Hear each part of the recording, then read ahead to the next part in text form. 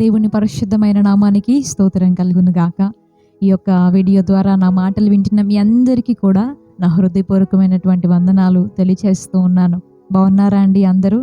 దేవుని యొక్క కృపలో, ఆయన యొక్క చేతి నీడలో మనందరం కూడా భద్రపరచబడి మరొక నూతనమైన రోజును చూడగలిగాం.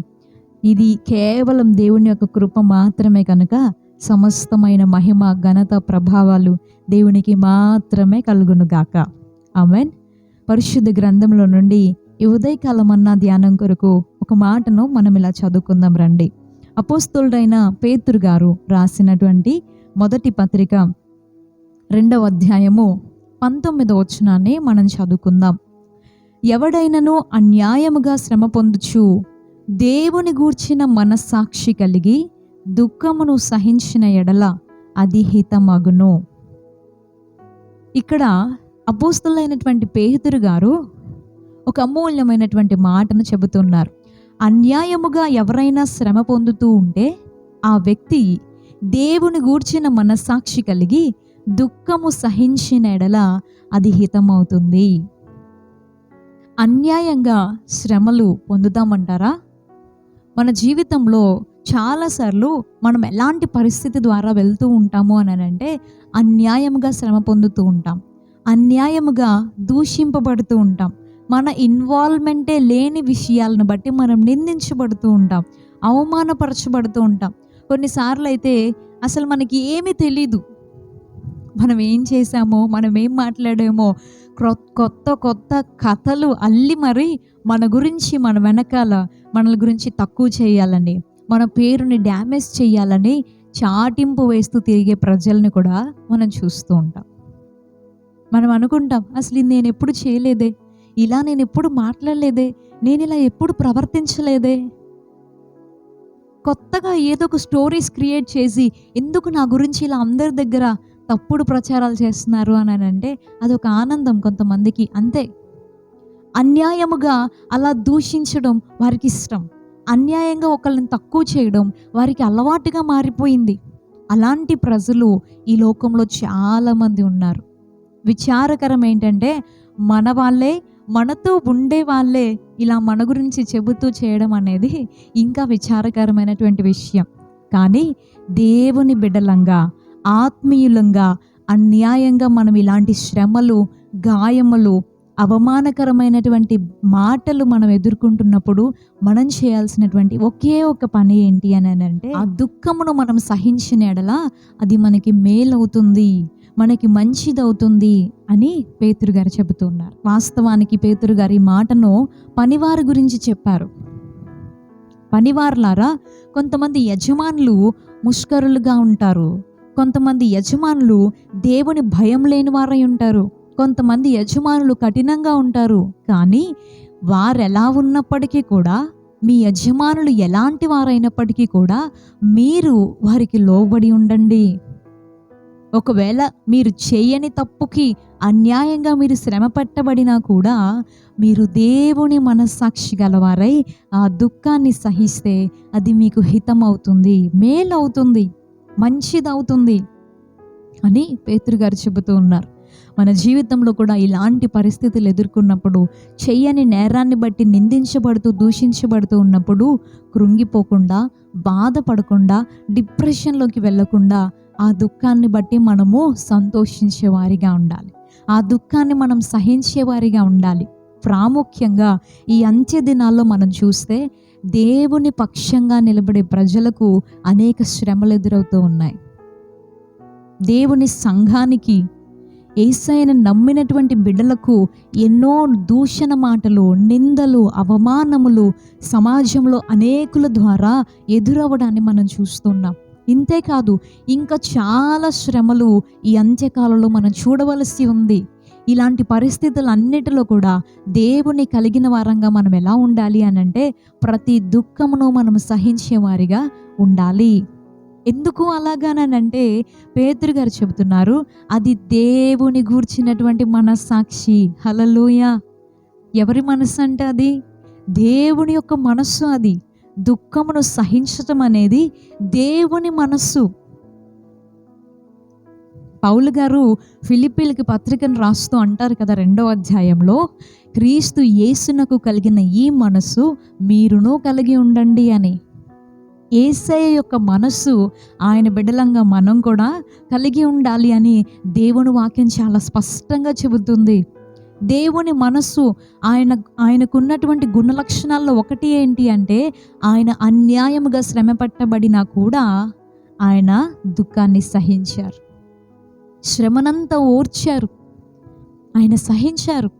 మన భారమంతా ఆయన మీద మోపబడిన, అన్యాయముగా ఆయన ఒక నేరస్తునిగా ఎంచబడినప్పటికీ కూడా ఆయన ఏ మాత్రము కూడా దుఃఖపెడుతున్న వారిని నిందించలేదు, వారిని తిరిగి దూషించలేదు, వారిని తిరిగి ఏ రకంగానూ కూడా వారిని బాధ పెట్టలేదు. కనీసం నోటితో వారిని ఒక మాట కూడా అనలేదు. కానీ శ్రమ పెడుతున్న వారి కోసమే ప్రార్థించినటువంటి గొప్ప మనస్సు కలిగిన దేవుణ్ణి మనం కలిగి ఉన్నాం. దేవునికి స్తోత్రం, హల్లెలూయా. ఆ దేవుని యొక్క మనస్సును మనం కూడా కలిగి ఉండాలి. దుఃఖాన్ని సహించాలి. అలా సహిస్తే అది మనకి మేలే. చాలామంది అనుకుంటారు ఈ రోజుల్లో, ఎవరైనా మమ్మల్ని నిందిస్తూ ఉన్నప్పుడు, మేము చెయ్యని నేరానికి మమ్మల్ని ఎవరైనా దూషిస్తూ ఉన్నప్పుడు, మేము ఈ తప్పు చేయలేదు అని, లేదా మేము ఇలా ప్రవర్తించలేదు, ఇలా మాట్లాడలేదు అని మమ్మల్ని మేము ప్రూవ్ చేసుకోవాలి అని చాలా ప్రయాసపడిపోతూ ఉంటారు. ప్రయాసపడకండి. ఎందుకు అనంటే, మనుషులంగా మనం ఎంత ప్రయాసపడినా కూడా మన యథార్థతను, మన నిజాయితీని మనం ఎంత ప్రూవ్ చేయాలనుకున్నా కూడా మనుషులంగా అది మన వలన కానే కాదు. మనం ఎంత చెప్పినా, ఎంత ప్రూవ్ చేయాలనుకున్నా కూడా, ఎవరైతే ఇలాంటి దుష్ప్రచారాలు చేసే మనుషులు ఉంటారో వారి మనస్సులో నుండి దాన్ని తొలగించడం మన వల్ల అయ్యే పని కాదు. వారు నమ్మరు, తీసుకోరు. ప్రయాసపడి మన సమయాన్ని, శక్తిని వృధా చేసుకోకుండా దేవుని చేతులకు అప్పగిస్తే, ఆ దుఃఖం అంతటిని కూడా సహించగలిగితే, ఈ లోకంలోనూ మనం మేలు పొందుతాం, పరలోకంలో కూడా మనకి మేలు కలుగుతుంది. హల్లెలూయా. యోసేపు గారిని చూడండి, ఆయన ఏ నేరం చేయనప్పటికీ కూడా సొంత అన్నలే అసూయతోటి ఎంత శ్రమల పాలు చేశారు, ఎంత వ్యతిరేకంగా ప్రవర్తించారు, అమ్మేశారు, శ్రమ పెట్టారు, గుంటలో పడేశారు. సహోదరుడు అన్నటువంటి ప్రేమ కూడా లేకుండా చంపేద్దామన్న ఆలోచన కూడా చేశారు. అంత భయంకరమైనటువంటి పరిస్థితిలో కూడా యోసేపు గారు ఎక్కడ వారిని తిరిగి నిందించలేదు, కానీ ఆ దుఃఖాన్ని సహించారు. ఆ దుఃఖాన్ని సహిస్తే తన జీవితంలో అది ఎంత మంచిగా మారింది, ఎంత మేలుగా మారింది కదా. దేవుడు ఎంత ఆశీర్వదించాడు, ఎంతగా దేవుడు యోసేపు గారిని దీవించారు అని అంటే మనం చూడవచ్చు. ఏ దేశానికైతే బానిసగా అమ్మివేయబడ్డాడో అదే దేశానికి ఉన్నతమైనటువంటి అధికారిగా దేవుడు యోసేపు గారిని దీవించారు. మనం చూస్తాం. ఏ అన్నలైతే అసూయతోటి శ్రమ పెట్టారో, నిందించారో, దూషించారో వాళ్ళే కరువు కలిగినప్పుడు మరలా తిరిగి వచ్చి యోసేపు పాదాల దగ్గర సాగిలపడినటువంటి స్థితిని దేవుడు యోసేపుకి కలిగించాడు. హల్లెలూయా. అంత కరువు కలిగింది, ధాన్యం లేదు అని అన్నలు వచ్చి సాగిలపడితే ఎక్కడ కూడా మీరు నాకు అలా చేశారు కదా, మీరు నన్ను అలా నిందించారు కదా, నేను ఏ తప్పు చేయకుండా కూడా నా విషయంలో ఇంత క్రూరంగా ప్రవర్తించారు కదా అని ఎక్కడ యోసేపు తిరిగి ప్రతిదూషణ చేయలేదు. ఆ దుఃఖం అంతా సహించుకొని వారు చేసిన కీడుకు కూడా ప్రతిగా దేవుడు నాకు మేలు చేశాడు అని వారికి కూడా యోసేపు మేలే చేశాడు. దేవుని బిడ్డలు అలానే ఉంటారు, అలానే ఉండాలి కూడా. సాధారణమైనటువంటి మానవ స్వభావానికి, మానవ స్థితికి, ఆలోచనలకి ఇది చాలా కష్టంగా అనిపించవచ్చు, కానీ పరిశుద్ధాత్మని సహాయంతో ఇలాంటి మనస్సును మీరు నేను మనందరం పొందుదాము గాక. ప్రతి శ్రమలో కూడా, ప్రతి గాయంలో కూడా, దుఃఖము ఎంత కలిగినా కూడా, అన్యాయంగా ఎలాంటి బాధను మనం ఎదుర్కోవాల్సి వచ్చినా కూడా దాన్నంతటినీ సహించగలిగినటువంటి శక్తిని, ధైర్యాన్ని దేవుడు మనకు అనుగ్రహించును గాక. ఆమేన్. యాకోబు గారు రాసినటువంటి పత్రిక మొదటి అధ్యాయము 12వ వచనాన్ని మనం చదువుకుంటే, శోధన సహించువాడు ధన్యుడు, అతడు శోధనకు నిలిచిన వాడై ప్రభువు తన్ను ప్రేమించు వారికి వాగ్దానము చేసిన జీవ కిరీటమును పొందును. హల్లెలూయా. ఎవరైతే ఇలా కలిగే శోధనలో అన్యాయంగా కలుగుతున్నటువంటి శ్రమలు సహిస్తారో, ఓర్చుకుంటారో వారికి జీవ కిరీటం దేవుడు సిద్ధపరుస్తున్నాడు అని దేవుని వాక్యం సెలవిస్తుంది. ఈ లోకంలోనూ వారు దీవించబడతారు, పరలోకంలో కూడా వారి కోసము, సహించిన వారందరి కోసము జీవ కిరీటము దేవుడు సిద్ధపరుస్తూ ఉన్నాడు. ప్రియ సహోదరుడా, అన్యాయంగా దూషించబడుతూ నిందించబడుతున్నాననే బాధతో నీవు ఉన్నట్లయితే ఈ ఉదయకాలం నీవు నేను మనందరం కూడా యేసుక్రీస్తు వారి మనస్సు కోసం మనం ప్రార్థన చేసుకుందాం. ప్రభువా, నీ మనస్సు నాకు కూడా ఇవ్వు, నీవెలాగైతే సహించావో అలా సహించడం నాకు నేర్పించు అని మనం ప్రార్థన చేద్దాం. తప్పకుండా దేవుడు అలాంటి మనసును మనకిస్తాడు. మనం కూడా ప్రతి దుఃఖాన్ని సహించి జీవ కిరీటాన్ని పొందేవారిగా మనందరము దీవించబడదుము గాక. దైవాశీర్వాదాలు మనకుండును గాక. ప్రార్థన చేసుకుందాం. పరిశుద్ధుడా, ప్రేమగల తండ్రి, నమ్మదగిన దైవానికి స్తోత్రములు. అన్యాయముగా శ్రమ పొందినప్పుడు దేవుని మనస్సాక్షి కలిగి దుఃఖమును సహిస్తే అది మీకు హితమవుతుంది అని పేతురు గారు చెప్పిన మాటను మేము ధ్యానించుకొని ఉండగా, ప్రభువా, మా జీవితంలో మేము ఎదుర్కొనే ప్రతి పరిస్థితిలో దేవా, ప్రతి శ్రమలో, అన్యాయముగా మేము ఎదుర్కొంటున్న ప్రతి శోధనను కూడా సహించే మనస్సును, శక్తిని, ధైర్యాన్ని మా అందరికీ మీరు దయచేయండి దేవా. నీ కొరకు నిలబడే కృపను మాకు దయచేయండి.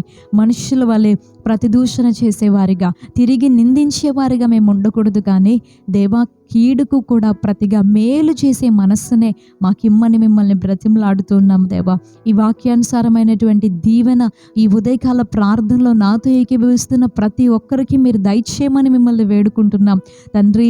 ఈ లోకంలో ప్రభువా, ఎవరైతే అలాగ సహిస్తూ జీవిస్తున్నారో వారికి మేలు చేయండి. పరలోకంలో కూడా వారి కొరకు నీవు దాచి ఉంచిన జీవ కిరీటం అనుగ్రహించి దీవించమని యేసు నామములో ఈ ప్రార్థన మనవులు అడిగి వేడుకుంటున్నాం పరమ తండ్రి.